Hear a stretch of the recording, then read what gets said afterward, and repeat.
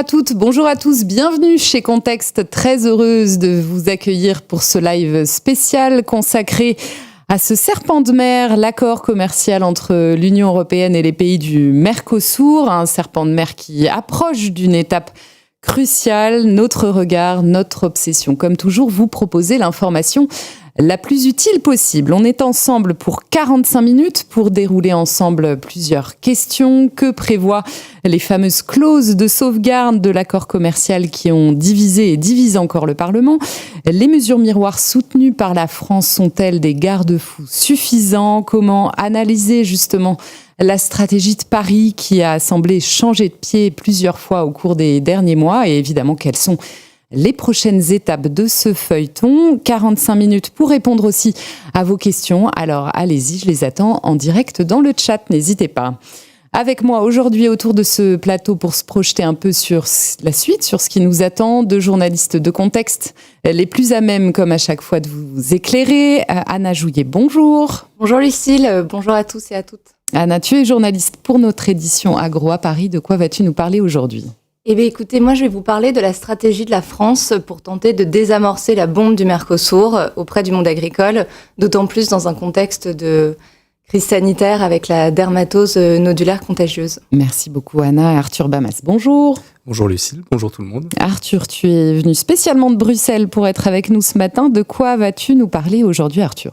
On va vous raconter les coulisses du processus de ratification de l'accord et on va aussi se demander si la stratégie d'influence de la France trouve ou non écho à Bruxelles. Merci beaucoup Arthur, on plonge tout de suite dans le cœur du sujet. Posez-nous en direct vos questions, on les prendra évidemment comme à chaque fois au fil de l'eau, au fur et à mesure qu'elles arriveront. On commence avec notre première partie, un vote crucial au Conseil de l'UE. On mettra peut-être un point d'interrogation sur celle-là, on va vous expliquer pourquoi ce matin.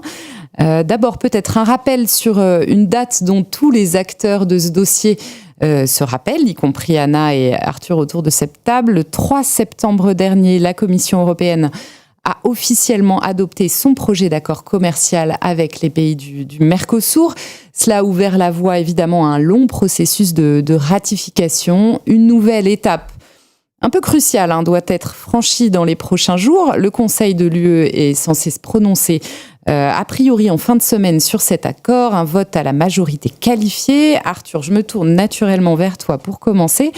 Alors la première question, elle est un peu basique, mais ce vote déjà va-t-il avoir lieu ? Parce qu'il y a une légère incertitude encore ce matin. Et si oui, quelle est la tendance adoption ou rejet ? Alors c'est une question qui a l'air très basique, mais qui en soi aujourd'hui est assez... qui n'a pas forcément de réponse évidente. Concrètement, l'objectif d'Ursula von der Leyen, il est clair, c'est de se rendre au Brésil samedi prochain, le 20 décembre, pour l'occasion du sommet des pays du Mercosur, et elle aimerait beaucoup apporter dans sa valise un accord ratifié au moins par le Conseil de l'Union européenne. Le Parlement européen, ce sera plus tard, début 2026. On a plusieurs pays, à commencer par l'Allemagne, mais aussi le Danemark, qui a en ce moment la présidence du Conseil de l'UE, qui veulent tout faire pour que ce calendrier tienne. Mais on en a d'autres, notamment la France, qui réclament un report. Et donc, il faut voir que la question de la tenue de ce vote est très liée aussi au texte sur les clauses de sauvegarde, dont on parlera un petit peu après. Concrètement, ce qu'on comprend aujourd'hui, c'est que ce n'est pas très clair. Ça devrait se décanter, notamment dans la journée.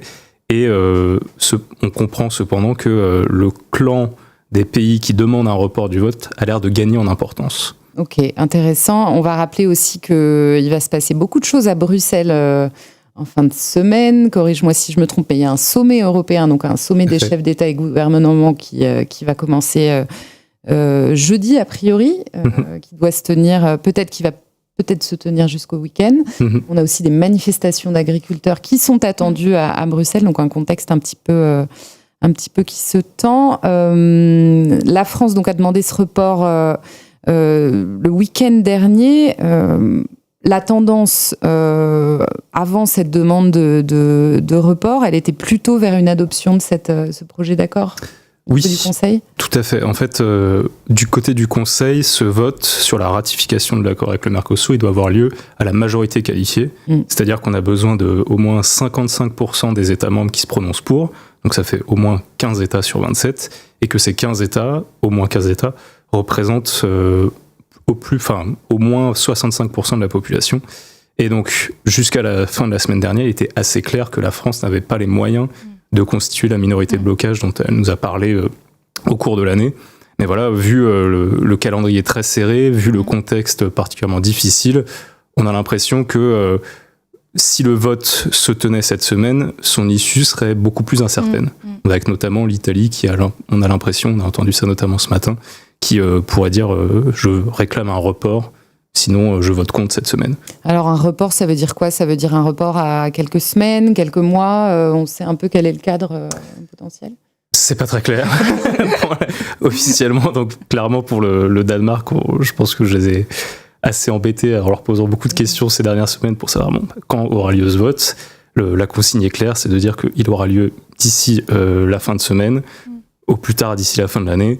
Mais si on a un report, on peut tout à fait imaginer que ce sera plutôt début 2026. Donc on aura un vote en parallèle avec l'examen du texte par le Parlement européen ensuite. Oui, la présidence danoise qui voudrait bien fermer ce dossier avant de passer les clés du camion à Chypre. Alors Anna, on va aussi rappeler que ce moment politique, il est aussi un peu particulier en France, puisque ce vote attendu vient percuter ce que je qualifie de crise sanitaire agricole. Est-ce qu'on est dans une vraie crise ou pas ? Ça, c'est à débattre, mais il se passe aussi beaucoup de choses avec cette fameuse dermatose dont tu nous as parlé il y a quelques minutes. Oui, tout à fait, Lucille. Et d'ailleurs, il y a une réunion qui se tient en ce moment même, en fait, à Matignon, qui a débuté à 10h30, où le Premier ministre a convoqué plusieurs ministres, notamment, évidemment, Annie Genevard, mais aussi Benjamin Haddad, qui est ministre chargé de l'Europe, aussi Laurent Nunez, qui est ministre de l'Intérieur, le garde des Sceaux.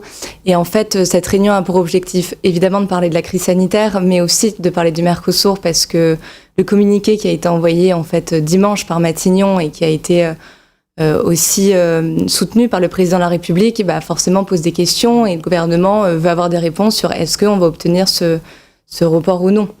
Et de fait, parce que ce serait un moyen pour aussi le gouvernement de pouvoir apaiser en fait la crise agricole qui est en train de se dérouler en ce moment. Oui, donc les deux sujets, en tout cas, sont liés par le gouvernement français dans les faits avec cette réunion de crise qui se tient en ce moment à Matignon. Alors Anna, Arthur nous a parlé donc de la France qui a finalement échoué ces derniers mois à constituer cette minorité de blocage, même si on comprend que tout est encore assez mouvant, que les choses avancent vraiment d'heure en heure. Est-ce qu'on peut l'expliquer pourquoi la France n'a pas réussi à rallier suffisamment d'alliés pour constituer cette minorité ?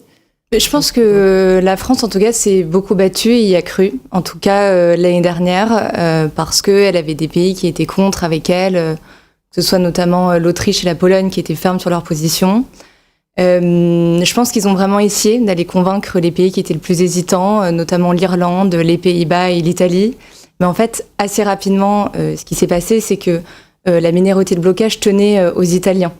Et en fait, même si le ministre de l'Agriculture italienne était assez contre le Mercosur, Meloni a toujours été un peu oui, non, et a fini par trancher en disant que l'Italie serait était d'accord pour l'accord en échange de contrepartie sur la PAC. Et en fait, cette minorité de blocage tenait essentiellement aux Italiens. Donc quand on a perdu les Italiens, ça s'est officialisé en août 2025, c'était compliqué pour la France de faire autrement, même si ce qui est vrai, c'est qu'Annie Genevard a essayé de garder la face.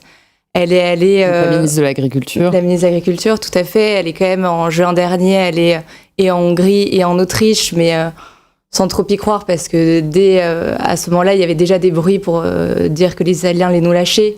Et donc, du coup, en juin, le gouvernement français a commencé à changer de discours, à plus parler de minorité de blocage, mais à parler d'un accord en l'état, de contrepartie, en fait, à aller chercher plutôt. Ok, intéressant. Et donc la recherche de contrepartie, on va évidemment l'évoquer. On va revenir peut-être sur le texte pour ceux qui nous rejoignent et qui découvrent un peu ce sujet sur lequel le Conseil de l'UE est censé se prononcer. Arthur, un texte que je dirais pas que tu le connais par cœur, mais il est un peu long pour ça. On pourrait s'en accrocher. Presque. Alors, tu nous as expliqué qu'on votait à la majorité qualifiée au Conseil. Si on vote de cette manière-là, c'est parce que cet accord global, il a été scindé en deux parties il y a quelques mois de ça. Est-ce que tu peux nous rappeler pourquoi il a été scindé de cette manière ? qu'on entend par là ? Tout à fait. Alors la scission, c'est ce que la Commission européenne a officialisé début septembre, comme tu l'as expliqué. En fait, théoriquement, l'accord qui a été négocié entre l'Union européenne et les pays du Mercosur, c'est un accord mixte, dans le sens où il mélange des compétences qui sont exclusivement européennes, notamment tout ce qui concerne au commerce et qui nous intéresse beaucoup dans notre rédaction, mais aussi des compétences qui sont encore exclusivement nationales. Par exemple, tout ce qui concerne, je crois, il y a des chapitres sur les droits humains. Et donc, concrètement, quand on a un accord comme ça, le processus de ratification, il est très long et il est assez incertain, parce que donc il faut que cet accord soit ratifié par le Parlement européen, que le Conseil de l'Union européenne le soutienne à la majorité pour respecter justement les compétences nationales, et que les parlements nationaux de chaque État se prononcent aussi sur ce texte. Donc, ce qu'a fait la Commission européenne, c'est ce qu'elle avait déjà fait avec d'autres exemples. Elle a décidé de scinder l'accord, donc de séparer les compétences exclusivement européennes des compétences nationales. Donc on se retrouve avec ce qu'on appelle un accord commercial intérimaire, qui comprend la très grande majorité des dispositions qui ont été négociées. C'est ce qu'on soumet à la ratification, donc peut-être cette semaine. Et concrètement, là, pour le processus de ratification est beaucoup plus simple. C'est uniquement un vote du Parlement européen, donc si à 51%, ça passe, et un vote à la majorité qualifiée des États membres. Alors, que va-t-il se passer dans le meilleur des mondes, en tout cas du point de vue de la Commission, si les deux institutions valident ce fameux accord commercial intérimaire ? Alors, s'il est validé donc, par le Conseil et le Parlement européen, la Commission européenne peut le faire entrer en vigueur, sous réserve qu'il soit ratifié aussi par les pays du Mercosur, mais a priori, ça ne devrait pas poser de problème. Et donc, il pourra entrer en vigueur de façon temporaire, en attente que le reste des compétences qu'on appelle l'accord global soit lui aussi ratifié. Donc là, lui, il suit le processus de ratification très long, passant par les parlements nationaux. Et donc, typiquement, on sent qu'en France, ça pourrait être assez compliqué. Mais donc, on a des exemples quand même assez précédents, des exemples assez parlants. Typiquement, l'accord avec le Canada, le CETA, sa partie commerciale s'applique provisoirement depuis 8 ans. Et on attend toujours que la France, notamment, se prononce sur le sujet. Donc, on peut avoir une application temporaire qui dure des années. Dure très longtemps. On a une question de Sylvain que je vais prendre dès à présent. Sylvain qui nous demande peut-être, question pour toi, Anna. Pensez-vous que la stratégie du président de la République et du gouvernement évolue sur le Mercosur en fonction de la crise DNC ? Et si oui, comment ? C'est un peu la question qu'on a commencé à aborder ensemble. Est-ce qu'on peut apporter des éléments de réponse supplémentaires ? Oui, c'est ce qu'on disait, c'est qu'effectivement les deux sont liés. C'est qu'au vu de ce qui est en train de se passer en fait actuellement dans le monde agricole et des nombreuses manifestations qu'il y a encore aujourd'hui, de rajouter la signature du Mercosur, en fait, serait complètement, enfin c'est pas envisageable, ce serait impossible pour l'Élysée. Donc je pense que ils essayent de désamorcer ça. Je pense que c'est ce que rappelait Arthur au début, c'est que la position de la France était plus certaine la semaine dernière quand il n'y avait pas la DNC. Maintenant que la DNC est là, la situation est encore plus floue. Pourquoi ? Parce que de dire oui, en fait, aujourd'hui au Mercosur, c'est impossible pour le monde agricole avec ce qui se passe en ce moment. Donc, je peux pas l'affirmer, mais en tout cas, ce qu'on sous-entend et ce que me rapportent mes sources, c'est que aujourd'hui, même si Emmanuel Macron aurait pu dire oui hier, aujourd'hui, il peut plus dire oui.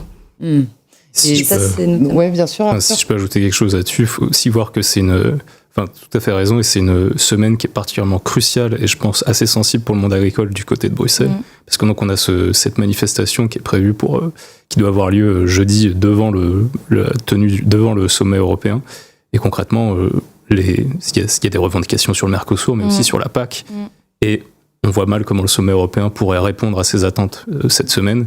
Donc si on se retrouve avec dans la même semaine la DNC en France, aucune certitude sur le budget de la PAC, le Mercosur qui est signé, et qu'en plus on apprend que la France a voté pour l'accord avec le Mercosur, je vois pas comment on s'enfoncerait dans une crise qui serait particulièrement difficile. Et on va rappeler les faits pour Sylvain, c'est qu'aujourd'hui, il y a une réunion de crise qui se tient en ce moment à Matignon autour du Premier ministre et des principaux ministres concernés, où clairement la DNC et le Mercosur semblent liés. Et donc, on en saura plus, en tout cas dans les briefings de contexte agro, demain matin. Toujours. Voilà. En tout cas, dès qu'Anna et Arthur auront quitté ce studio. Donc, on a parlé de cet accord commercial scindé avec toi, Arthur. On a compris que finalement, jusqu'au week-end dernier, du côté des États, les choses bougeaient. Il y avait quand même une forme d'évolution. Au Parlement européen, c'est pas la même mayonnaise. Il y a un tout petit peu plus de problèmes qui se posent de ce côté-là. Est-ce que tu peux nous rappeler quelle est la photo à date ? Tout à fait. Alors, pour parler simplement de la ratification au Parlement européen, donc c'est vraiment, si on a la majorité, ça passe. Si on n'a pas la majorité, ça passe pas. C'est très compliqué de se projeter dans ce vote. On a seulement 3 groupes politiques sur les 7 qui sont assez unanimement contre. Donc on a les Patriotes, l'extrême droite, on a les Verts et on a la gauche, donc le groupe auquel appartient LFI au niveau européen. Donc ces 3 groupes sont contre l'accord pour des raisons assez différentes. Pour tous les autres, notamment le PPE, donc la droite européenne qui est le premier groupe au Parlement européen, mais aussi pour les socialistes, pour Renew, en fait, ces familles politiques se divisent selon des lignes de fracture qui relèvent plus de divergences nationales que l'appartenance à tel ou tel groupe. Donc typiquement, du côté du PPE, on a les Espagnols qui vont pousser, et avec les Allemands, vraiment très fort pour la ratification. Mais en face, on a les PPE polonais qui, eux, sont contre. Du côté des socialistes, on a les Espagnols qui sont pour, les Français qui sont contre. Et donc, on a eu quelques votes ces derniers mois sur des amendements qui mentionnaient justement l'accord avec le Mercosur. Ça s'est joué à 10 voix près. Donc, très honnêtement, c'est très compliqué de faire un pronostic maintenant. Et typiquement, si le Parlement européen n'aime pas que la Commission européenne lui marche dessus, donc si la Commission européenne décide de ce que certains pourraient interpréter comme un passage en force sur l'accord, de faire un passage en force sur l'accord, je pense que ça pourrait aussi beaucoup influencer sur cette majorité. Oui, y compris, on le comprend dans la coalition qu'a portée Ursula von der Leyen, PPE, SND, Renew, il n'y a pas de position non, tout à fait. Complètement claire, et les lignes nationales, comme tu l'expliquais, jouent à plein. Alors, on a une question de Colombe, 2 questions même de Colombe. La première, est-ce que le Chili est inclus dans cet accord avec les pays ? Est-ce que le Chili fait partie des pays du Mercosur ? On a un autre accord entre l'Union européenne et le Chili qui est entré en vigueur, je crois, en 2023, si je ne dis pas de bêtises, qui a été négocié avant. Donc non. Super, je me trompe sans doute sur la date. Mais c'était déjà très clair. Autre question de Colombe qui nous demande, vu de Bruxelles, est-ce que les agriculteurs français ont vraiment beaucoup à perdre de cet accord ?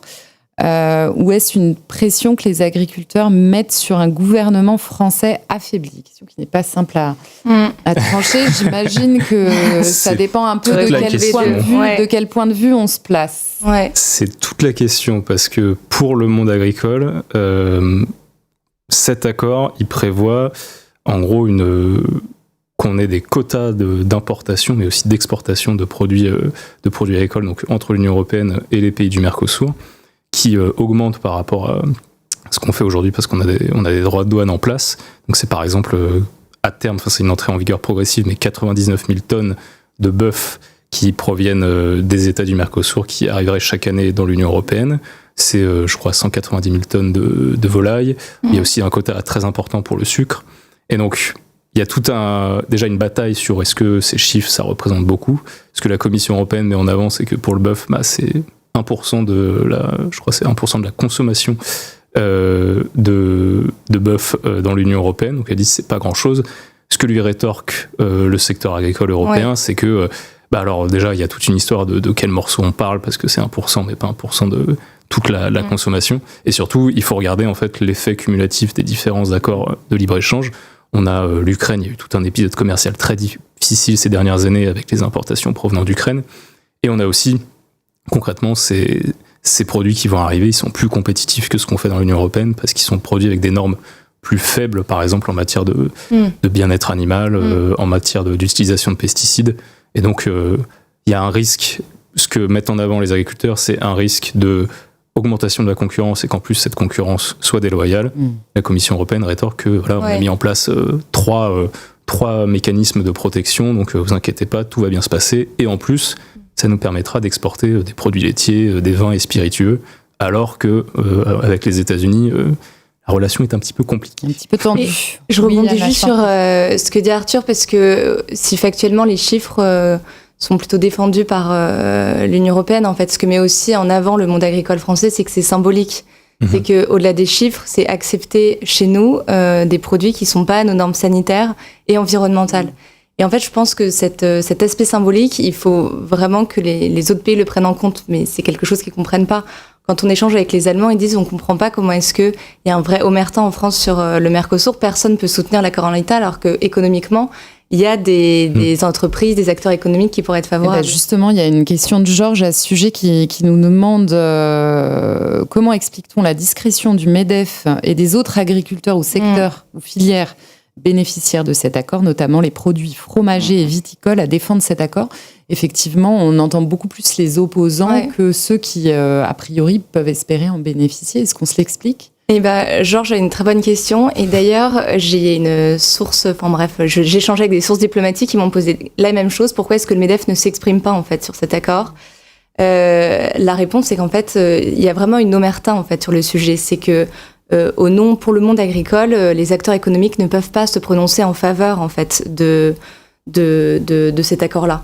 Quand bien même ils y ont des intérêts. Alors je comprends que ce ne soit pas une raison qui soit suffisante, mais en France, je pense, vu le poids politique des agriculteurs, on le voit encore aujourd'hui, en fait, ils peuvent pas faire autrement. Et en plus de ça, les industriels, par exemple laitiers, c'est ce que vous disiez, ou la viticulture, ou les vins et spiritueux, ils peuvent pas se détacher de l'amont. C'est quand même compliqué parce que les industriels, en fait, ils transforment des produits, mais ils collectent leur lait en France. Donc, ils peuvent pas dire, alors nous, on a des intérêts dans le Mercosur et on ne pense plus à nos producteurs français qui, eux, n'en veulent pas. Politiquement, c'est pas possible de le faire. Ils ont quand même tenté de le faire, mais on en reviendra après avec Lucile. Et tout ce que je peux vous dire, c'est qu'aujourd'hui, qu'avec la DNC, déjà on les entendait peu, mais alors là, on les entendra pas. Sinon, ils vont... Et peut-être pour ajouter aussi là-dessus, on voit qu'il y a vraiment une différence entre ce qui se passe au niveau français, où il y a ce qu'on pourrait appeler une solidarité du secteur agricole, de dire même si moi j'ai intérêt, je me prononcerai pas pour. Et au niveau européen, j'étais la semaine dernière à un événement qui était organisé par deux lobbies des produits laitiers et des vins européens. Eux ont organisé un événement auquel ils ont invité le commissaire européen à l'agriculture et des gens de la DG Trade pour leur dire il faut aller vite sur le Mercosur. On a les droits de douane qui rentrent en vigueur.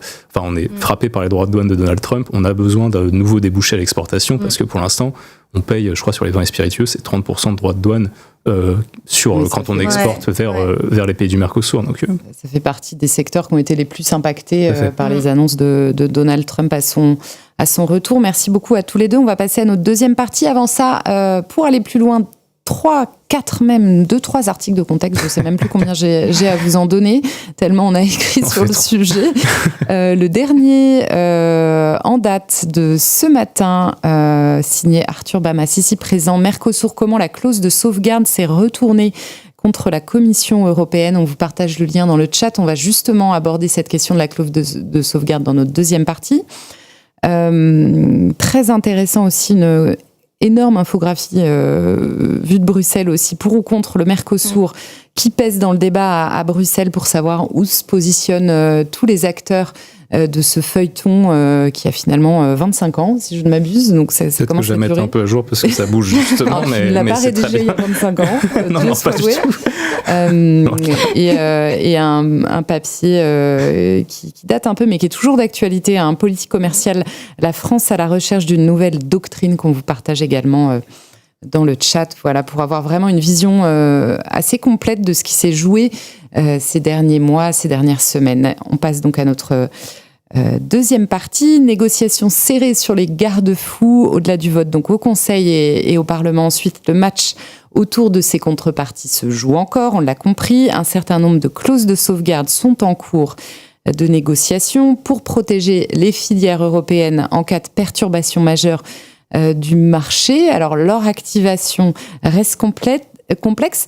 Je suis tentée de commencer par une question, celle de Jean-Pascal, peut-être pour toi, Arthur, qui nous demande très simplement de rappeler quelles sont les mesures de sauvegarde proposées pour protéger les agriculteurs. Sa question, évidemment, étant, sont-elles suffisantes ? Est-ce qu'on peut rappeler un peu de quoi on parle quand on parle de clause de sauvegarde ?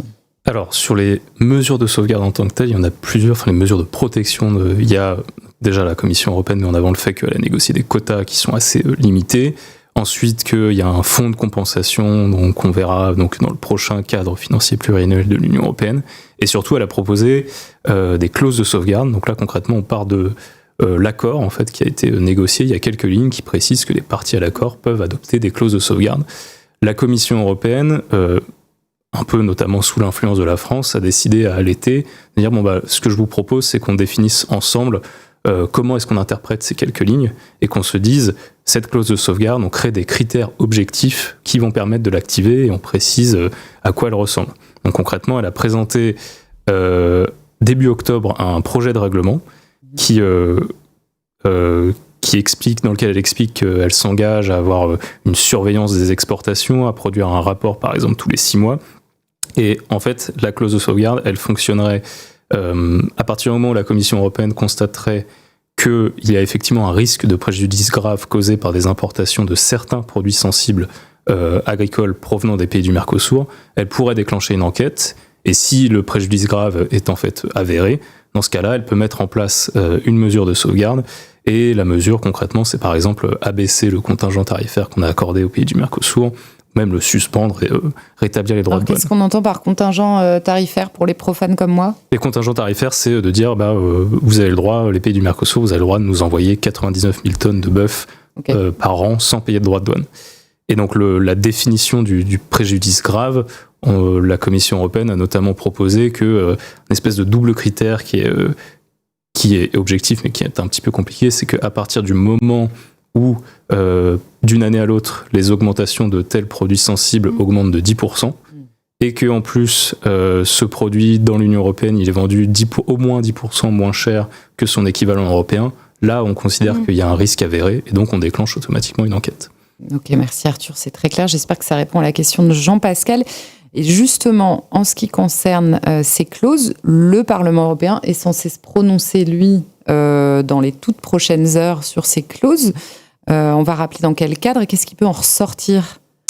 Tout à fait. Alors, le Parlement européen, il y a eu un premier temps le PPE a essayé d'avoir un examen, une procédure accélérée pour ce texte. On a vu que c'était tellement sensible que c'est pas passé. Et donc finalement, le vote a lieu en plénière aujourd'hui à 12h30, je crois. En fait, le PPE, voyant qu'il y avait beaucoup de difficultés, beaucoup de sensibilité sur ce texte, son rapporteur qui est espagnol, l'eurodéputé Gabriel Mato, a accepté de négocier des compromis qui ont été adoptés déjà en commission du commerce international, qui seront confirmés cet après-midi. Donc a priori, il n'y a pas de suspense sur le vote. Non, il y a un petit suspense, donc il n'y a pas de suspense sur la validation des compromis, qui propose d'abaisser ce seuil de 10%, par exemple, que j'ai mentionné. Mais il y a plus d'incertitude sur le fait qu'il y a d'autres amendements qui ont été adoptés, qui venaient pas de compromis, mais d'initiatives personnelles d'eurodéputés, et qui proposent, par exemple, d'inclure une certaine touche de mesure de réciprocité dans ces clauses de sauvegarde. Ok, merci beaucoup. Donc, une grosse journée, vous l'aurez compris, pour Contexte Agro, à Paris comme à Bruxelles. Anna, vue de France, comment Paris s'est positionné sur ces clauses de sauvegarde, hein, tu as parlé du match des contreparties, qui était un peu celui des dernières semaines, des derniers mois. Mais oui, même de la dernière année en fait, parce que en fait, ce qu'on comprend, c'est que la minorité de blocage est restée dans l'air jusqu'en juin dernier, mais en fait, Paris, la France, réfléchissait à sa stratégie des contreparties depuis 1 an déjà. C'est pas sorti du chapeau en juin au moment où Emmanuel Macron a commencé à en parler. Et en fait, c'était assez clair, c'est que eux, ils demandent 3 choses. Donc les mesures de sauvegarde, ce que Arthur a rappelé, les mesures miroirs, notamment sur le sanitaire et sur la partie animale. Et la 3e chose, c'est des contrôles renforcés aux frontières. Voilà, ils sont très clairs sur ces demandes-là, mais ce qu'ils mettent derrière et les moyens que la Commission européenne va essayer de trouver pour les mettre en œuvre est beaucoup plus flou en fait à l'heure actuelle. D'accord, merci beaucoup Anna. Alors, question de Georges qui nous interroge justement sur ces fameuses mesures miroirs. Comment un montant aussi faible... alors pardon, excusez-moi, je prends la question en même temps, donc je la découvre avec vous. Comment un montant aussi faible par rapport à la consommation de viande peut-on demander sérieusement aux Sud-Américains de s'aligner sur les normes d'un pays, la France, qui n'a pas été suivi par ses partenaires européens? Alors question un peu philosophique.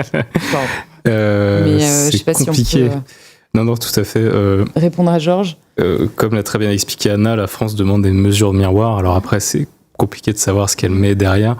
Il y a un peu deux choses à distinguer. Par mesure miroir, on peut entendre, c'est de dire, c'est le plus principal concerné, ce sera le Brésil, c'est de dire, on veut que vous produisiez avec exactement les mêmes normes de production que nous, on impose à nos producteurs dans l'Union européenne.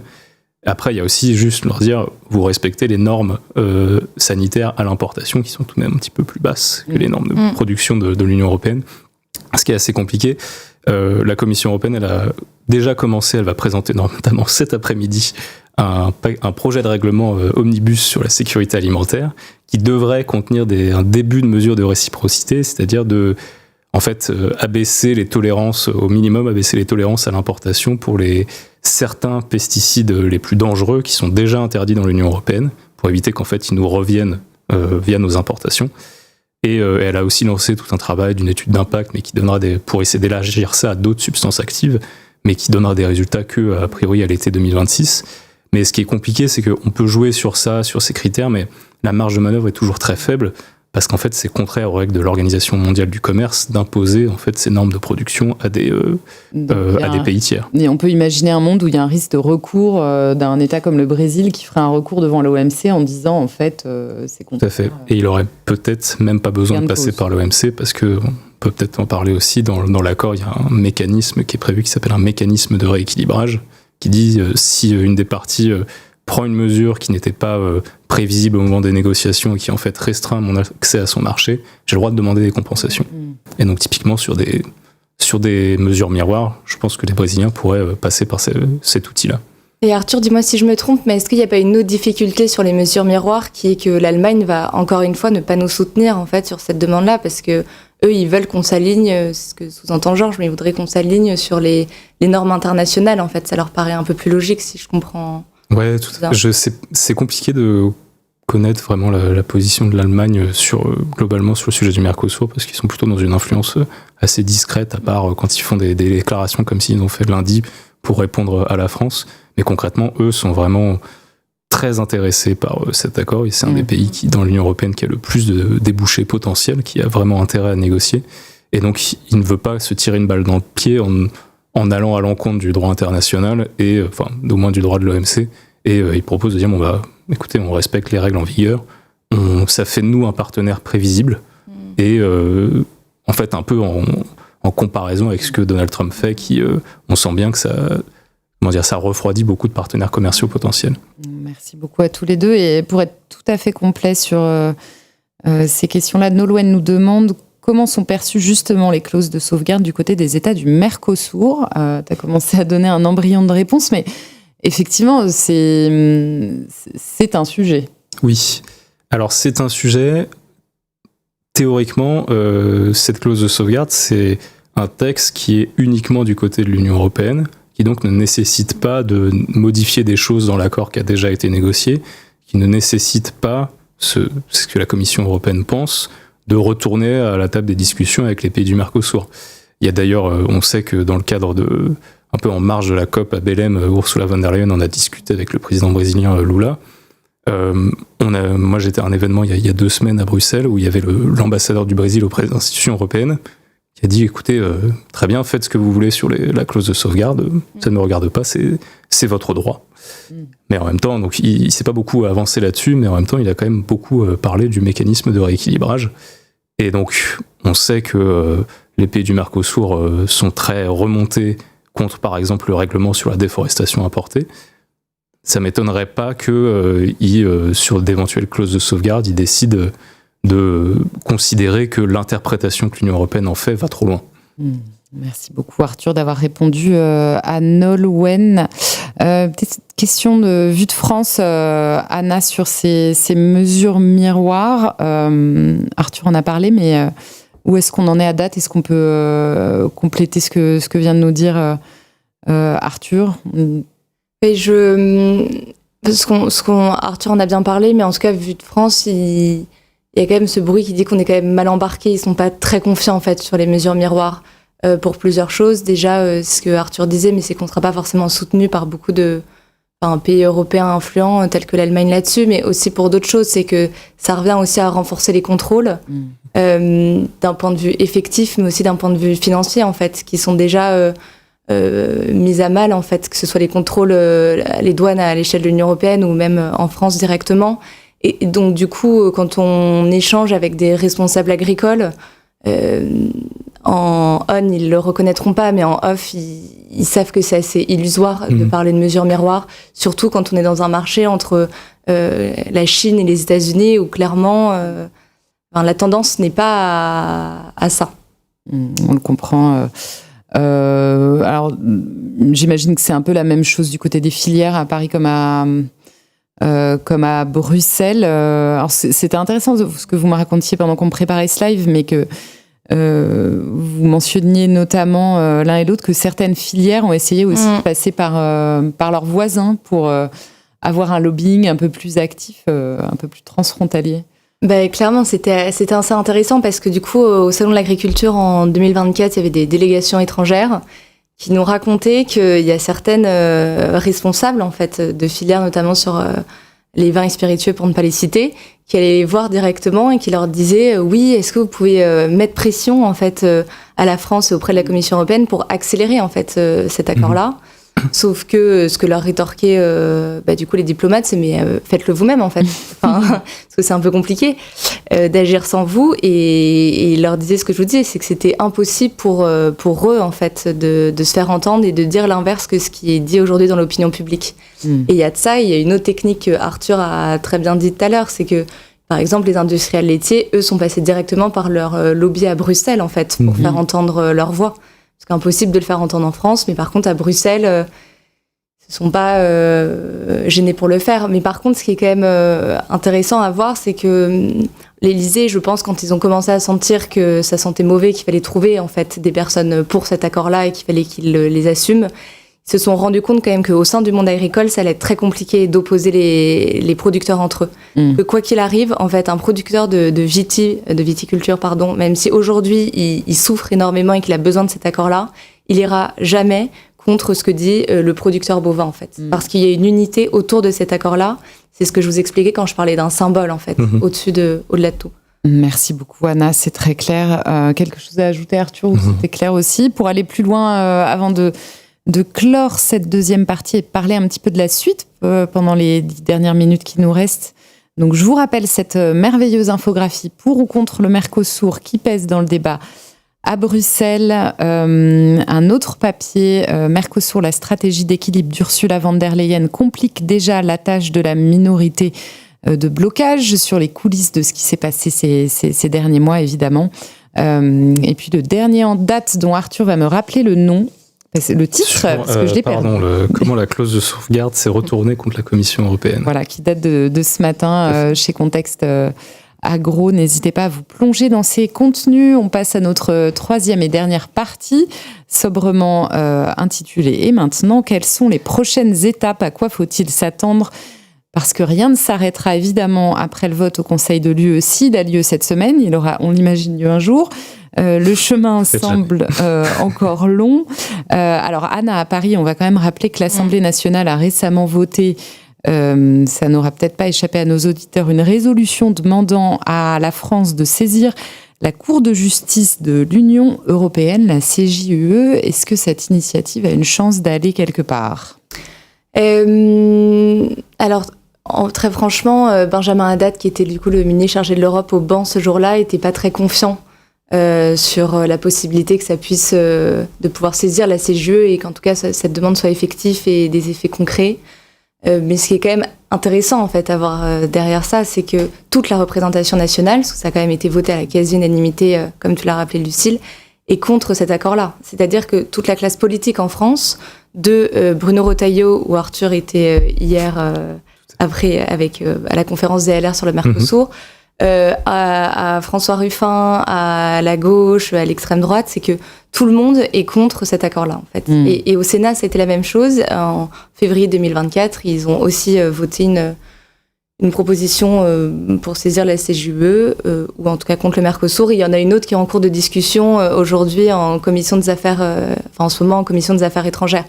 Donc, ce qui est vrai, c'est qu'il y a quand même un étonnement, en fait, sur... si jamais là, c'est encore plus compliqué pour le président de dire oui, quand malgré les clauses de sauvegarde et les garde-fous, la représentation nationale reste contre, en fait. Et alors, qu'est-ce qu'on entend par Benjamin Haddad n'est pas très confiant ?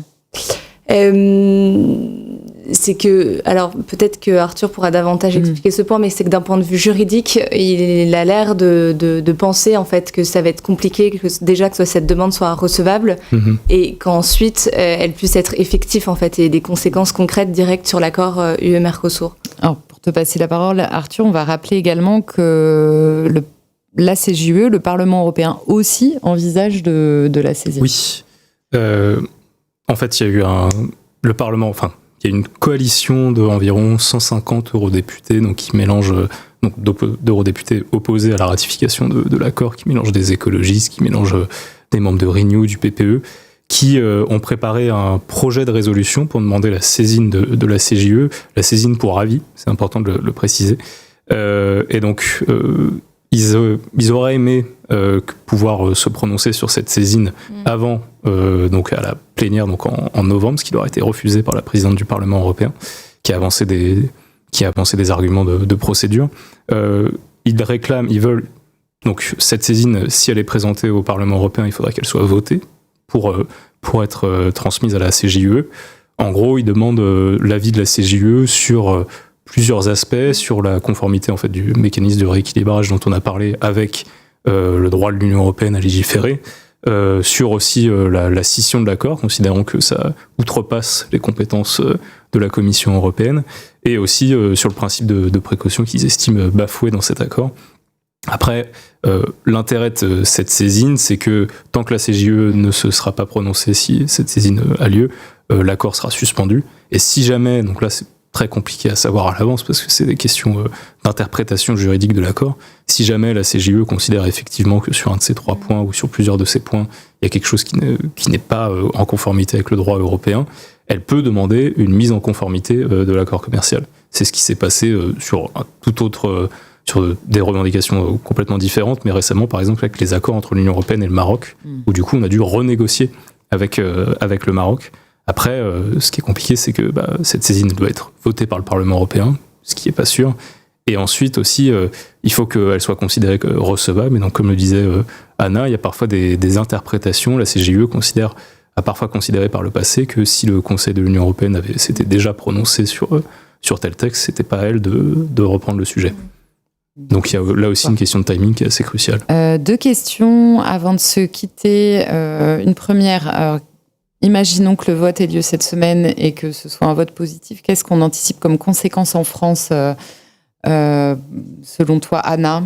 Comme conséquence politique Conséquences politiques. On a des questions. On a une ministre de l'Agriculture qui s'est positionnée très en défaveur de cet accord. Est-ce que Agnès Genevard, dans ce contexte, pourra rester ou pas Écoutez, en fait, encore une fois, je pense que la stratégie de la ministre était très claire avant la DNC. C'est que il me semble qu'elle allait plutôt s'aligner en fait sur le président de la République et dire qu'elle s'était battue pour obtenir toutes les contreparties qu'il fallait et donc rester. Maintenant, si l'accord est signé en pleine crise de DNC, en tout cas, je pense que les agriculteurs vont chercher un coupable. Ils vont d'abord essayer par Emmanuel Macron, mais ça me paraît plus compliqué.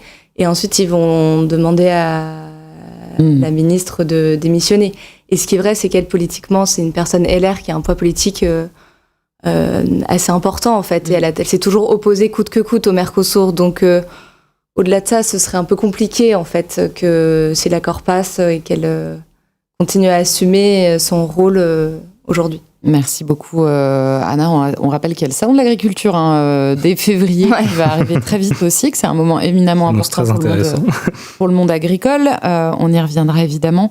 Dernière question pour toi, Arthur, qui va rejoindre un petit peu ce qu'on a évoqué tout à l'heure, une fois qu'on aura ratifié, si tant est qu'il y a ratification. Est-ce que donc les fameux garde-fous vont être acceptés de fait par les États du Mercosur, ou est-ce que eux aussi ils peuvent demander certaines choses dans la balance ?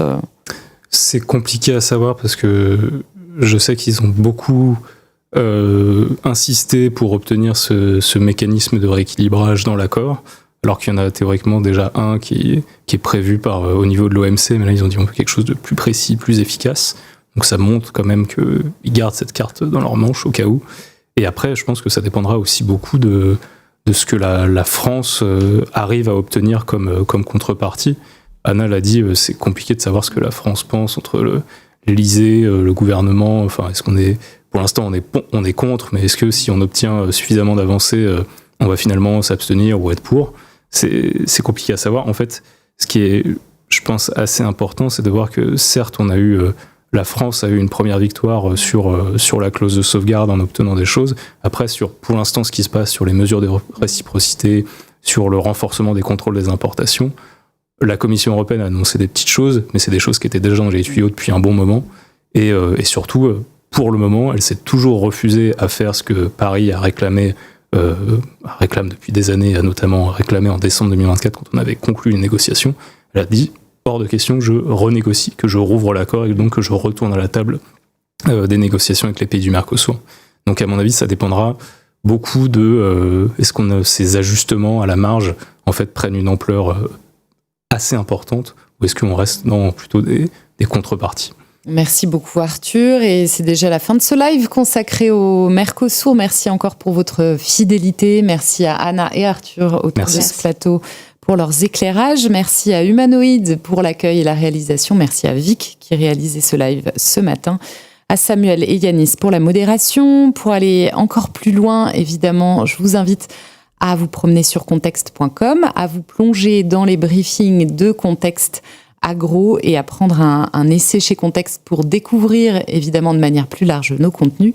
On se retrouve très bientôt pour un nouveau live. Merci encore pour votre fidélité.